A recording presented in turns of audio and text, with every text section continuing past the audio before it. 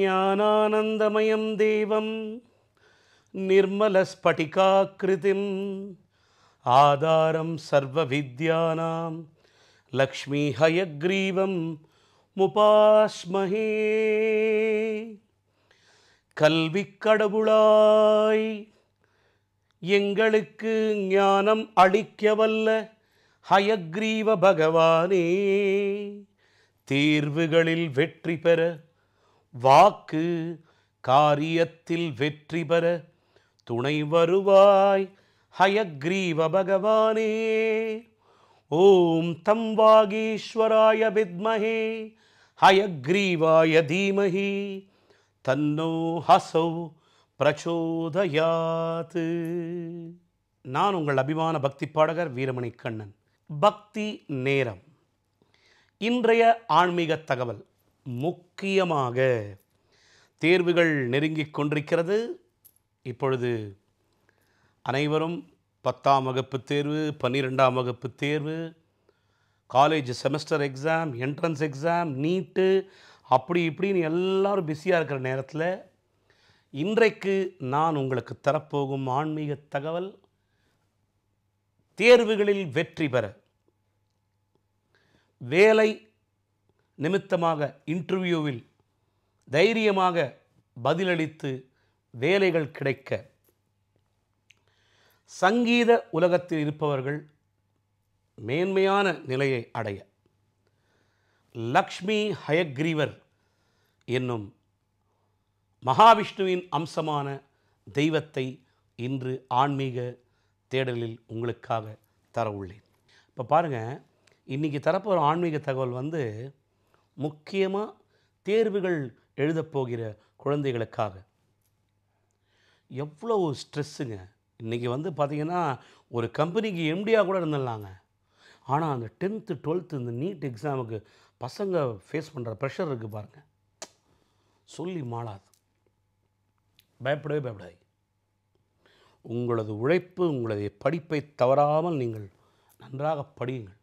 கூட இந்த லக்ஷ்மி ஹயக்ரீவ பகவானை வழிபடுங்கள். யார் இந்த லக்ஷ்மி ஹயக்ரீவர்? குதிரை முகத்தோடு மகாவிஷ்ணுவின் அவதாரமாக விளங்குபவர் தான் லக்ஷ்மி ஹயக்ரீவர். இவருடைய வரலாறு என்ன? ஷார்ட்டாக சொல்கிறேன் உங்களுக்கு. மது கைடபர் என்ற 2 அரக்கர்கள் பிரம்மதேவர் சிருஷ்டிக்கும் பொழுது வேதத்தை அவர்கள்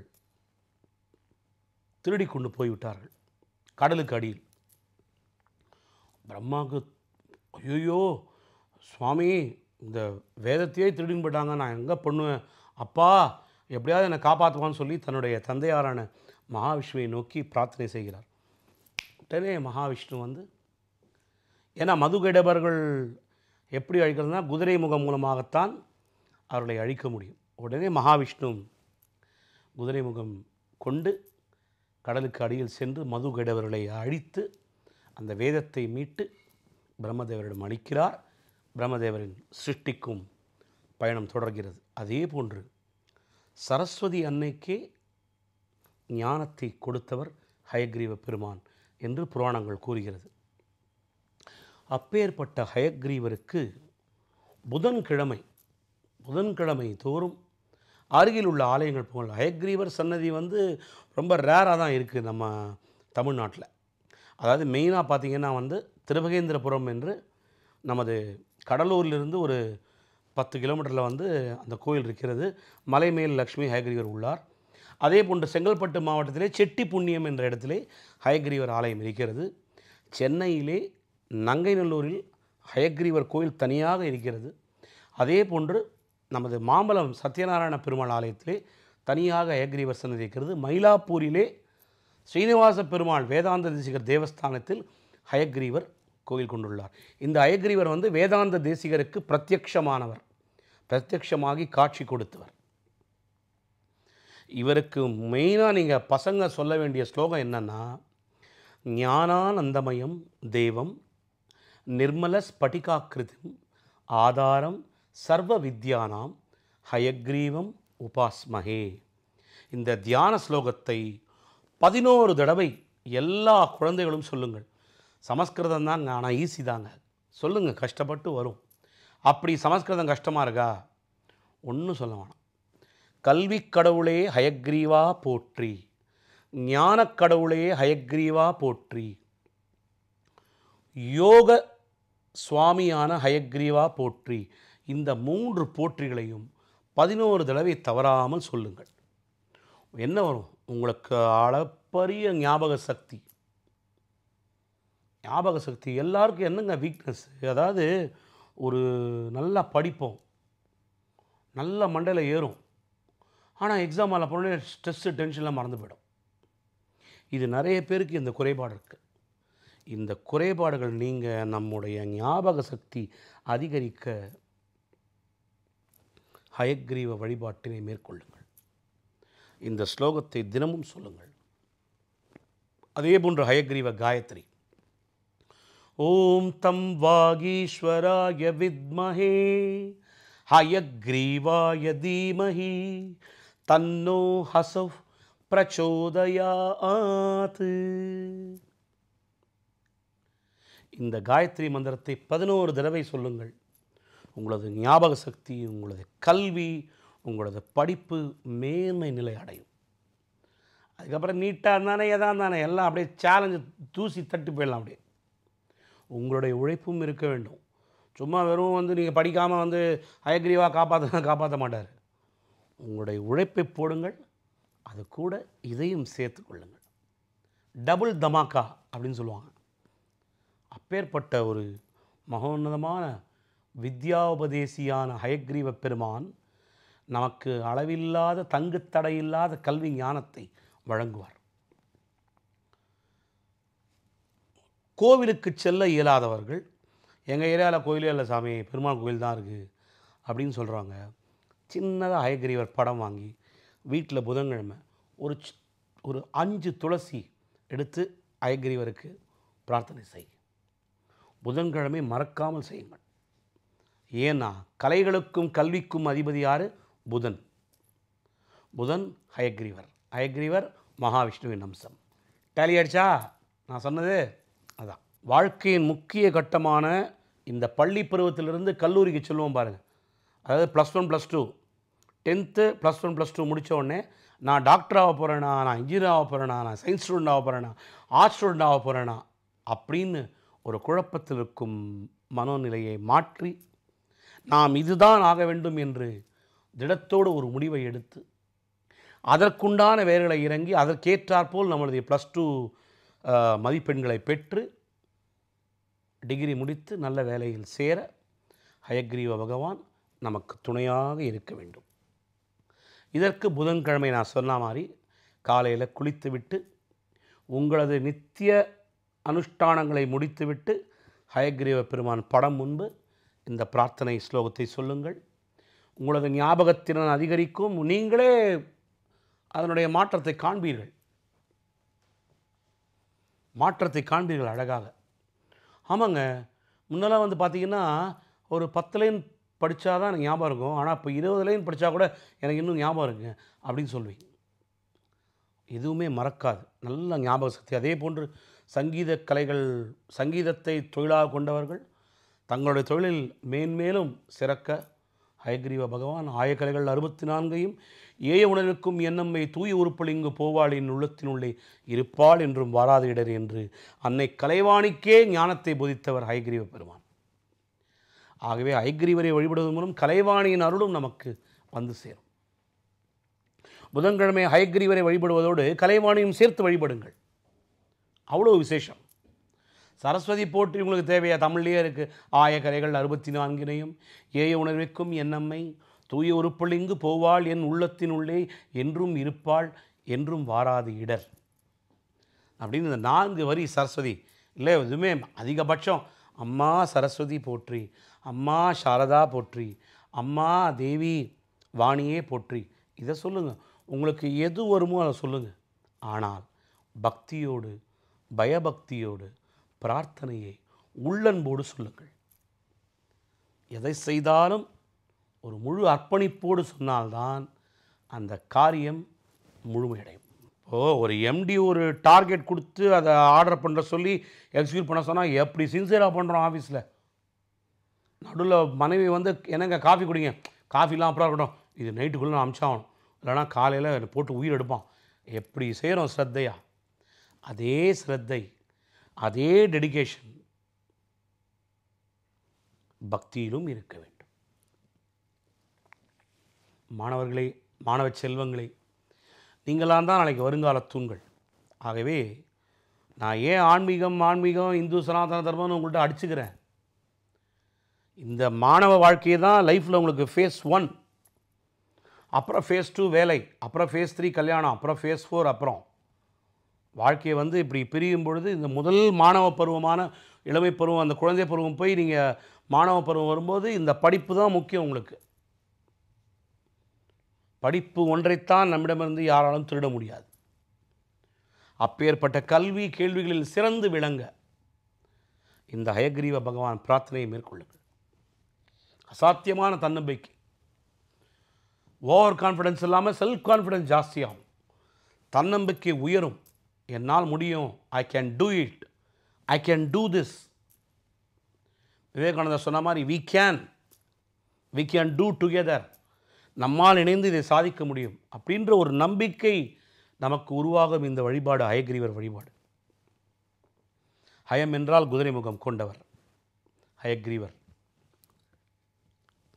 அதே மாதிரி வேகம், அந்த எனர்ஜி, ஸ்பீடு, டயர்ட்னஸே இருக்காது. குதிரை எவ்வளோ ஃபாஸ்ட்டாக ஓடும், அந்த மாதிரி எனர்ஜி நமக்கு இருக்கும் ஹயக்ரீவர் வழிபாடு. எதுவும் மறக்காத ஞாபக சக்தி இருந்தால் இன்றைக்கி எப்படியெல்லாம் நம்ம லைஃப் போகும் திரும்பாங்க. ஞாபக சக்தி சொல்லுவாங்க தெரியுமா, ஐயோ அவன் யானை மாதிரிப்பா, மறக்கவே மாட்டான்.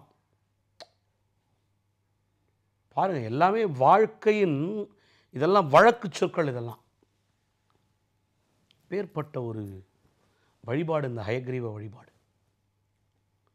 அதே மாதிரி காலேஜில் நீங்கள் வந்து ப்ராக்டிகல்ஸ் நடத்தும்போது ஸ்ட்ரெஸ்ஸாக இருப்பாங்க, நர்வஸாக இருப்பாங்க, இது எல்லாம் படிங்க.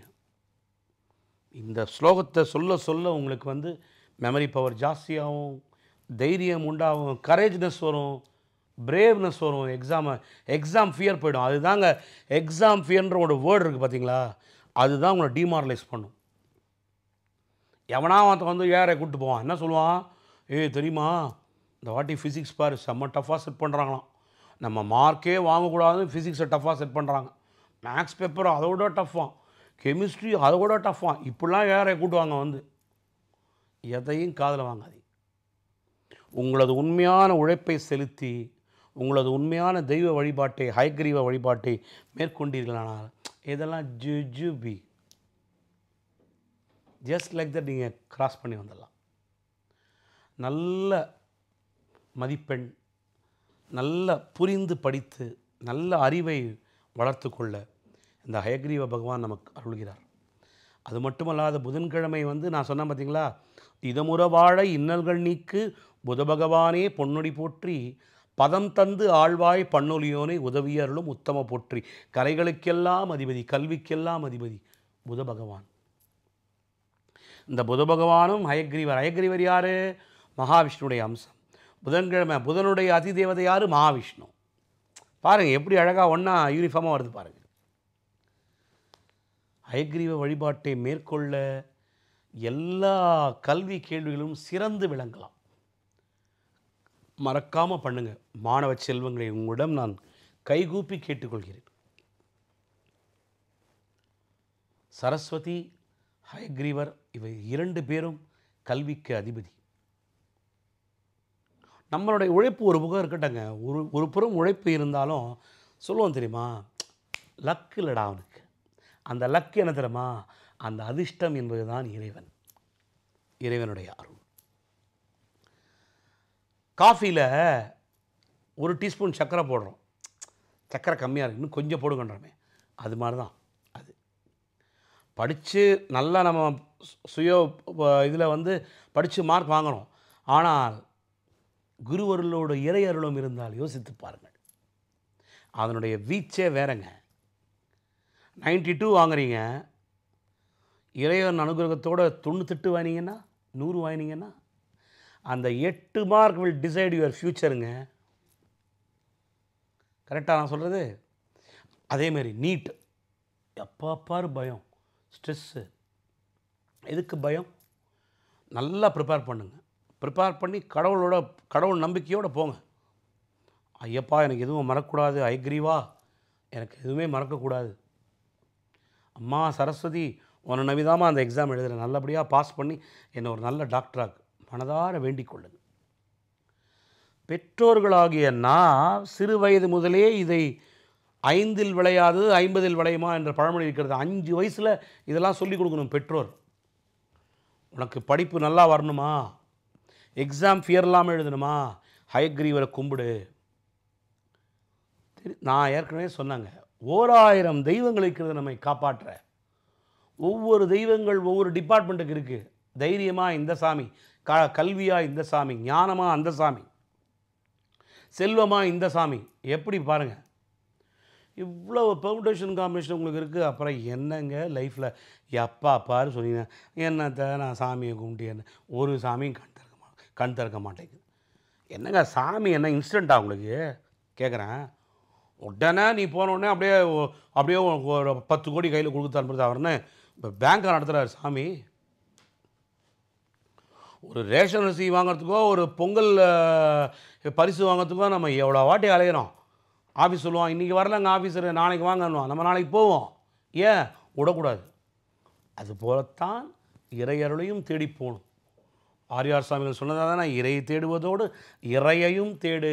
ஹோட்டலுக்கு போகிறோம், சாப்பிட்றோம், சாப்பிட்டு போனோடனே கொஞ்ச நேரம் பிள்ளையார் கோயில் வரும். அந்த பிள்ளையாரை இருக்காரும் கூப்பிட்டா நான் குறைஞ்சா போயிடுவேன் கேட்குறேன். அதை பண்ணுங்க, அந்த ஹேபிட்டை கொண்டு வாங்க பசங்களுக்கு. பெற்றோர்களாகி இந்த தலைமுறை அதை பண்ணாவிடில் நாளை ரொம்ப கஷ்டம். நம்மளுடைய அடுத்த ஜென்ரேஷன் எப்படி இப்போவே உறவு முறையை பாருங்கள். இன்றைக்கி எவ்வளோ பேருக்கு நான் கேட்குறேங்க, எவ்வளோ கூட்டு குடும்பங்கள் இன்றைக்கி இருக்குது சொல்லுங்கள் பார்க்கலாம். இன்றைக்கி சின்ன எக்ஸாம்பிள் கேட்குறேன். அதே மாதிரி அக்காவோட பசங்க தங்கச்சியோட பசங்க எவ்வளோ பேர் இன்றைக்கி அந்யோன்யமாக இருக்காங்க. நம்ம அக்கா தங்க பையனும் நம்ம அண்ணன் தம்பி மாதிரி hi bye hi bye.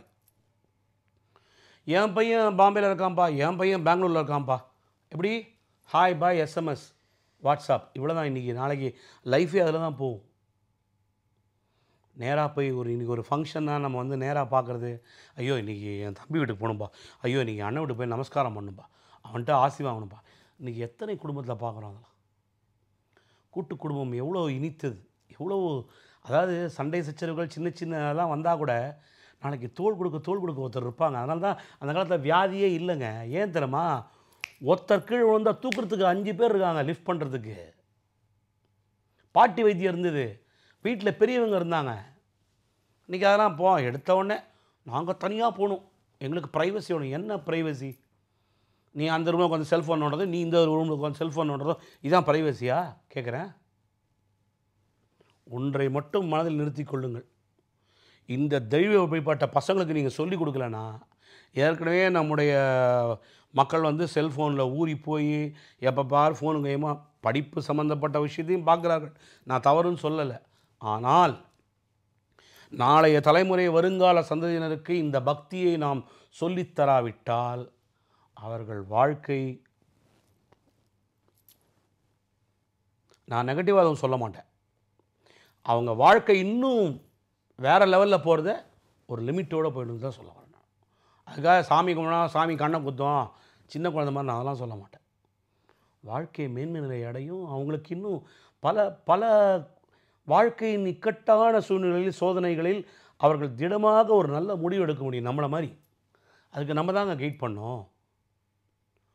Homework நம்ம சொல்கிறோம், ஒரு சின்ன எக்ஸாம்பிள். ஹோம்ஒர்க் குழந்தை தப்பு பண்ணுறது, டப்புன்னு அடிக்கிறோம். நம்ம அங்கே பார் 5 3 எவ்வளோ 8 நீ என்ன போட்டிருக்க பார் அப்படின்னு அடிக்கிறோம். இதற்கு உரிமை இருக்குல்ல அவனுக்கு. அந்த மாதிரி இறைவனை கும்பிடும் உரிமையை நீங்கள் கற்றுத்தாருங்கள். அந்த எக்ஸாம் ஃபியர் என்ற பயத்தை போக்குங்கள் குழந்தைகளுக்கு. அது 5 வயசுலேருந்து ஆரம்பிங்க. கொண்டு சேர்க்குறோம் 5 வயசுல கொண்டு, ஐயோயோ என் பொண்ணு சூப்பர் சிங்கரில் பாடி பெரிய பாடகி ஆகணும், பெரிய பாடகர் ஆகணும், என் பொண்ணு பெரிய டான்ஸர் ஆகணும், ஜோடி நம்பர் 1 கலந்துன்னு ப்ரைஸ் வாங்கணும், பெரிய காம்படிஷன் ரியலிஸ்டிக் ஷோவில் போய் பெரிய பேர் வாங்கணும். இதெல்லாம் ஆசை இருக்குல்ல. 5 வயசு 6 வயசு குழந்தைய போட்டு எவ்வளோ ப்ரெஷர் பண்ணுறோம்.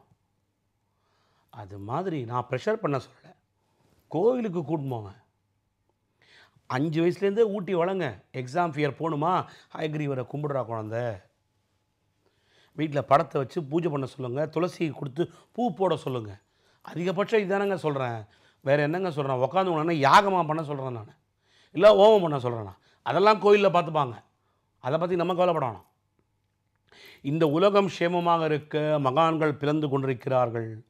யாகங்களும் ஹோமங்களும் இந்து மத சனாதன தர்மத்திலே ஆட்டோமேட்டிக்காக அது நடக்கும். நம்ம அதை பற்றி கவலையே. லோகா சமஸ்தா சுகினோ பவந்து என்று ஆதிசங்கரர் சொன்னது போல் இந்த உலகம் வந்து க்ஷேமமாக இருக்க எல்லாத்தையும் அவங்க பெரியவங்க பார்த்துப்பாங்க. நம்ம பண்ண வேண்டியது ஏனென்றால் லௌகீக வாழ்க்கையை வாழ்ந்து கொண்டிருக்கும், வாழ்க்கை என்னும் ரேஸ், ரன்னிங் ரேஸில் ஓடிக்கொண்டிருக்கும் நமக்கு இதெல்லாம் அத்தியாவசியம் என்பதை நான் உங்களுக்கு ஒவ்வொரு ஸ்டேஜாக சொல்லிட்டு இருக்காது. திருப்பி திருப்பி நான் சொல்கிறதுக்கு ரீசன் அதுதான். இந்த வழிபாடு, இந்த ஹயக்ரீவர் வழிபாடு எத்தனை முக்கியம் என்பதை உங்கள் குழந்தைகளுக்கு எடுத்துரையுங்கள். எக்ஸாம் ஃபியர் போயிட்டாக்கண்ணா நல்ல ஞாபக சக்தி வரும், படித்ததெல்லாம் மறக்காது. இதெல்லாம் நீங்கள் வந்து சொல்லுங்கள். அவங்க வழிக்கே போங்க. நீ ஹயக்ரீவர் சாமி கும்பிடனா உனக்கு பீட்சா வாங்கி தர மாட்டேன், பர்கர் வாங்கி தர மாட்டேன், நீ உனக்கு கேட்டதை வீடியோ கேம்ஸ்லாம் வாங்கி தர மாட்டேன், இப்படி சொல்லி அட்டாக் பண்ணுங்கள். எல்லா குழந்தையும் ஆட்டோமேட்டிக்காக வழிக்கு வரும். அவர்களுக்கே ஒரு பழக்கம் வந்துடுங்க. சின்ன வயசில் சொல்லித்தர இப்படி இப்போ 4 மணிக்கு நான் எழுந்துக்கிறேங்க. நான் 4 மணிக்கு எழுந்துப்பேன். பிரம்ம முகூர்த்தத்தில் பாடல்கள் வந்து நம்ம உருவாக்கினா அவ்வளோ மேம்பட்டதாக இருக்கும். இதெல்லாம் வந்து டெஸ்ட் பண்ணி வந்ததுங்க. அதெல்லாம் ஆக தான் சொல்கிறேன், புதன்கிழமை அன்று ஹயக்ரீவர் வழிபாட்டை மேற்கொள்வது மூலம், அன்னை சரஸ்வதி வழிபடுவது மூலம் நமது ஞாபக சக்தி, இந்த தேர்வு பயம் எல்லாம் நீங்கி வெற்றி மேல் வெற்றி, வெற்றி மேல் வெற்றி, எப்பொழுதும் வெற்றி என்று கொண்டாடுவோம் என்று அன்புடன் தெரிவித்துக்கொண்டு, நான் உங்கள் அபிமான பக்தி பாடகர் வீரமணிக்கண்ணன் மற்றும் ஒரு ஆன்மீக தகவலோடு உங்களை பக்தி நேரத்தில் சந்திக்கிறேன்.